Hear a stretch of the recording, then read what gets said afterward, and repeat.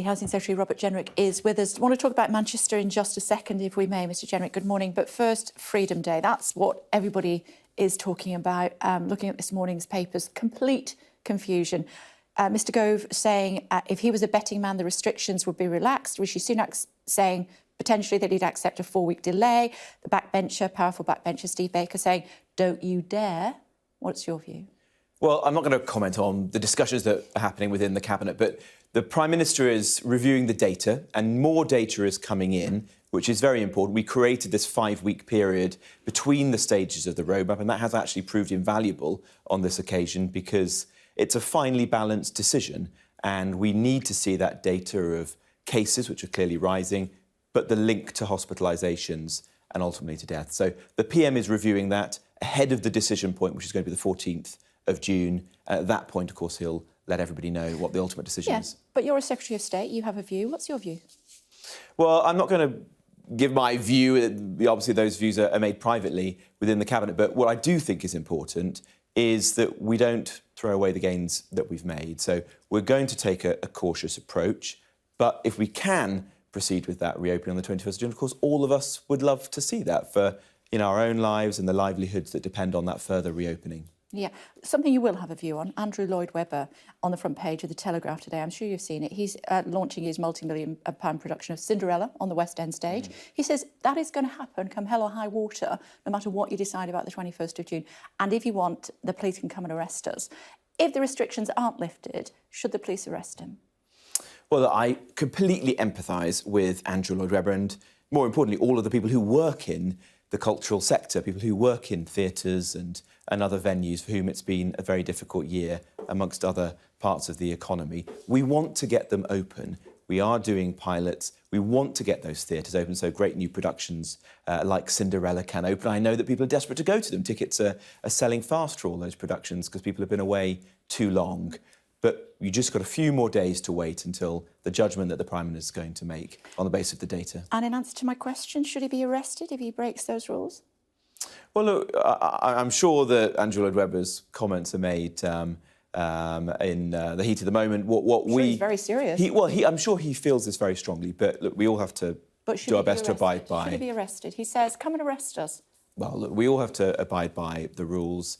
So that's a yes, isn't it? I'm not going to get into speculation about that, but we want to get those theatres back open, obviously, as quickly as we can, and to support people like Andrew Lloyd Webber so that we can all enjoy brilliant productions in the West End once again. What about those 50,000 weddings that are at risk if we are postponed for another month? What would you say to prospective bride and grooms at the moment? Well, weddings can go ahead right now, but with a maximum of 30 guests. And people rang in and said, sorry, you can't come. No, I appreciate that. That's very tough, and I would like to see the number of people attending weddings increase. We're giving that careful thought. That will be one of the topics that the PM will address on the 14th of June. So again, people who are looking forward to those weddings don't have very long to wait for an answer. So what's your advice to those people who are, hovering with the red marker pen over who can no longer be invited potentially? Well, we've always said that the roadmap is subject to review of the data. That is what is happening right now. So whether it's weddings or international travel or any of these other important topics, you always have to wait until the judgment is made on the basis of the data at the decision point. So I wouldn't make plans until you've heard from the PM if that's important to you. But weddings can go ahead right now, but just with a maximum of 30 guests. What can go ahead in Manchester and Lancashire right now, Greater Manchester, I should say? Meet outdoors and minimise travel is what people are being told. What does minimising travel actually mean? What's that look like? Well, these are guidelines. So we're offering some extra advice to people who live in that area. This isn't the law, but you can clearly see that cases are rising in Manchester. And so we're asking people to use their personal judgment, personal responsibility in order to help us to bring down the number of cases. And we've done that in Bolton very successfully, a huge effort by people there, great work by the local council and the NHS. So we want to replicate that model in Greater Manchester. Clearly, although Bolton is the biggest town in England, Greater Manchester is a much larger conurbation, and so it's going to be a big job.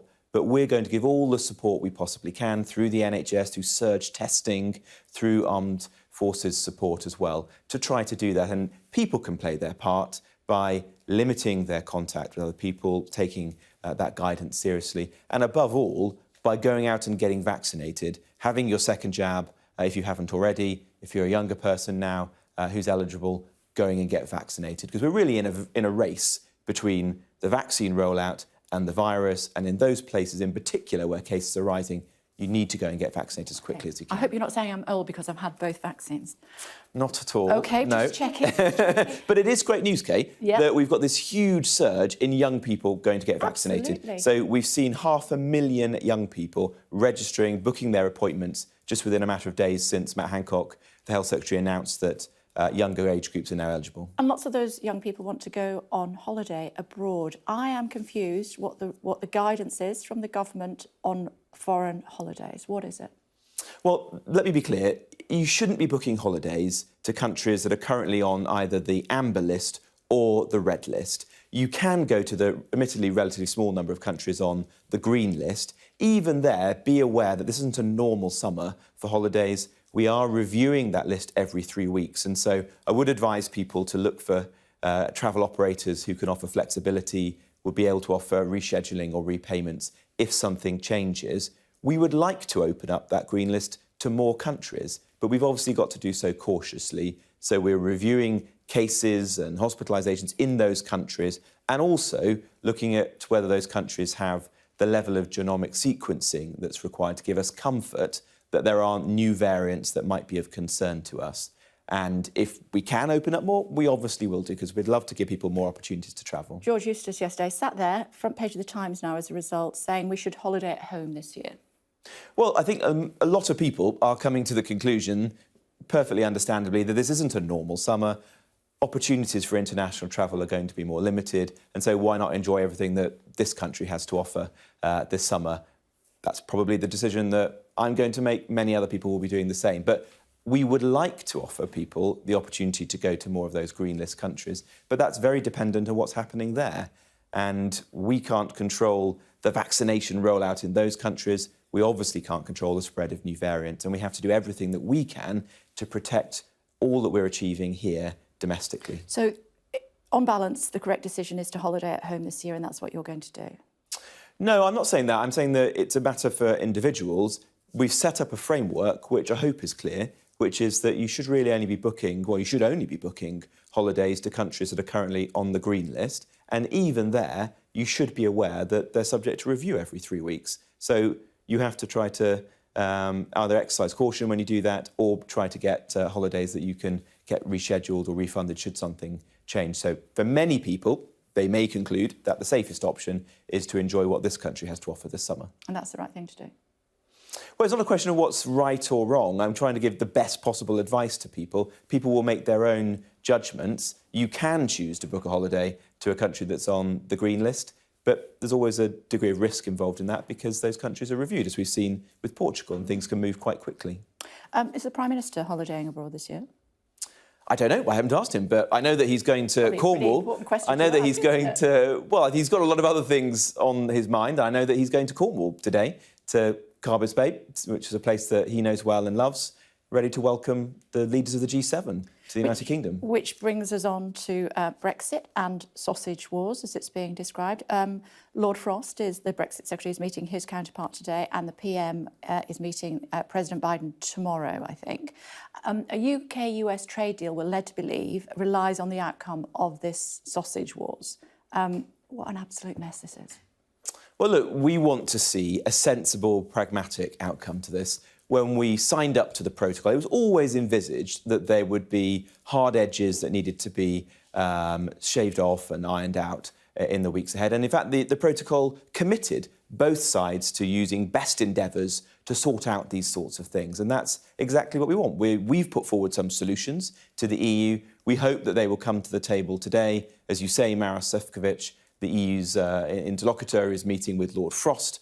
And we want to try to sort this out, because it can't be right that a supermarket in Northern Ireland can't have access to the same goods as one in Wales, Scotland or England, and a sausage can't travel from Bangor in Wales to Bangor in Northern Ireland. We must be able to sort that out. Indulge me and listen to what Michael Gove had to say about it. We need to make sure that the sausages that our supermarket chains provide to citizens in Northern Ireland can continue to flow. We've secured that agreement with the Commission, and that means that some of the disruption which people feared might occur after the end of the transition period won't occur. Well, Michael Gove was absolutely right. I don't think either side, when we signed up to the protocol, envisaged that the EU would interpret it in such a rigid and unpragmatic way. And we're asking them to show some common sense and enable something as simple as some chilled meats like a sausage to travel from GB to Northern Ireland, because the protocol was always about ensuring the free flow of goods between GB and Northern Ireland, as it was between Northern Ireland and the European Union. And I hope that we can sort this out, because there are also things even more important than sausages at stake here. For example, medicines. It really would be absurd if a cancer drug struggled to be dispatched from the mainland of the United Kingdom to Northern Ireland. We need to sort this out now. So it's the EU's fault for sticking to the letter of the agreement? Well, the protocol itself envisaged that there would be sensible, pragmatic discussions entered into in good faith, and that it would evolve with time. And to some extent, that's happened. We've actually made a lot of progress on a number of fronts. But on this front, there now needs to be a resolution, and I hope these discussions today will take that forwards. Although you were told by 3 former Prime Ministers and indeed the CBI that it would be much more complicated, and we were told by the Prime Minister it was an oven-ready deal, we have until the end of June to sort this out. If the UK unilaterally extends that grace period, which we have done on other aspects of this agreement, then we're hearing from the EU this morning that they will retaliate strongly with legal action, in their words. How seriously should the British government take that threat?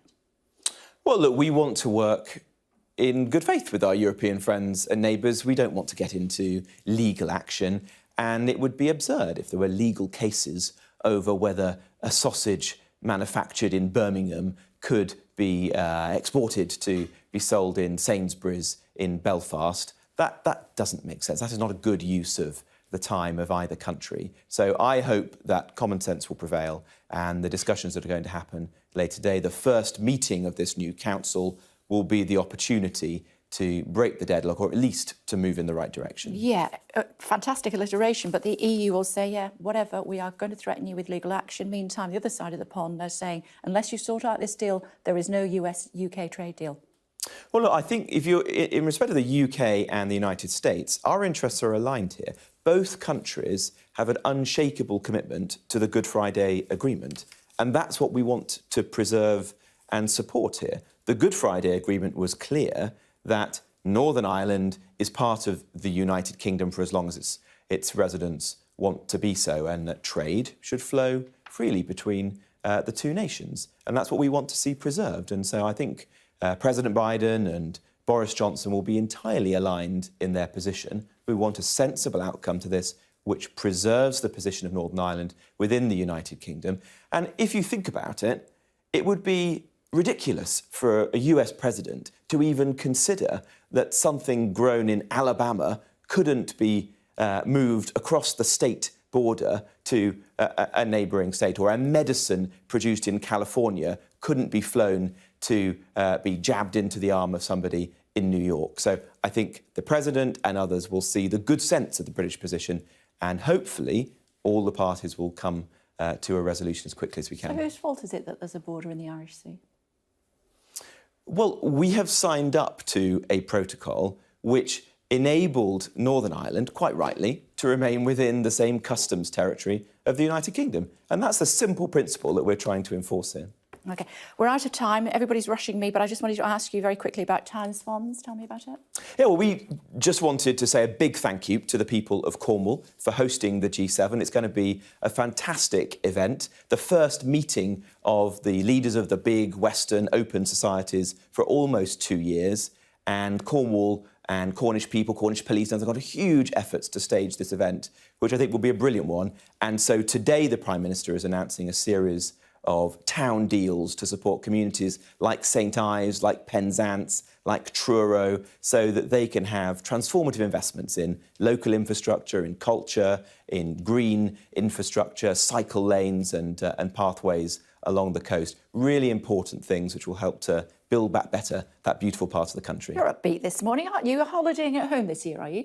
I think so, yeah. I might even go to Cornwall. Oh, there we go. It's lovely to see you. Thank you for joining us. You too. Appreciate Thanks. it.